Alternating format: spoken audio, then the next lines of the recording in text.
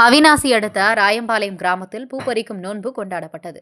திருப்பூர் மாவட்டம் அவிநாசி அடுத்த ராயம்பாளையம் கிராமத்தில் நேதாஜி இளைஞர் நற்பணி மன்றம் சார்பில் 26ஆம் ஆண்டு தைப்பொங்கல் விளையாட்டு விழா நடைபெற்றது. காலையில் கோலப்போட்டி, தாயகரம் விளையாடுதல், சிறுவர்களுக்கான விளையாட்டுப் போட்டிகள் நடைபெற்றது.